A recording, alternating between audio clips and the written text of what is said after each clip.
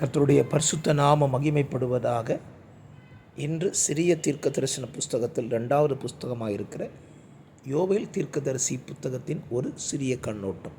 இந்த யோவேல் தீர்க்கதரிசியினுடைய தகப்பனுடைய பேர் பெத்துவேல். இவன் 3 அதிகாரங்களில் தீர்க்க தரிசனங்களை பேசியுள்ளான். 3 அதிகாரத்தில் மொத்தம் 73 வசனங்கள் உள்ளன.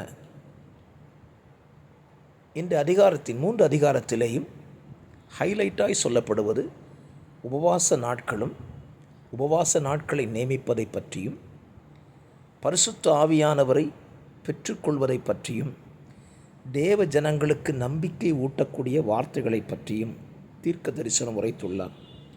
நாம் அடிக்கடி பயன்படுத்துகிற ஒரு வார்த்தை, தேசமே பயப்படாதே, மகிழ்ந்து களிகூறு, கர்த்தர் பெரிய காரியங்களை செய்வார் என்கிற வேத வசனமும் இந்த புத்தகத்தில் தான் இடம்பெற்றுள்ளது. கடைசி நாட்களில் மாம்சமான யாவர் மேலும் என் ஆவியை ஊற்றுவேன் என்று சொல்லுகிற வார்த்தையும் இந்த புத்தகத்தில் தான் இடம்பெற்றுள்ளது. நீ என் ஜனங்கள் ஒருபோதும் வெட்கப்பட்டு போவதில்லை என்கிற வார்த்தையும் இந்த புத்தகத்தில் இடம்பெற்றிருக்கிறதை நாம் அறிகிறோம். ஆகவே இந்த புத்தகத்தை திரும்ப திரும்ப வாசியுங்கள், புரிந்து கொள்ளுங்கள். இது உங்களுக்கு ஆசீர்வாதமும் நன்மையுமாக இருக்கும் என்பதில் எவ்வித சந்தேகமும் இல்லை. ஆகவே யோவேல் தீர்க்க தரிசன புஸ்தகத்தை வாசிக்கிற கேட்கிற நீங்கள் அனைவரும் வாக்கியவான்கள்.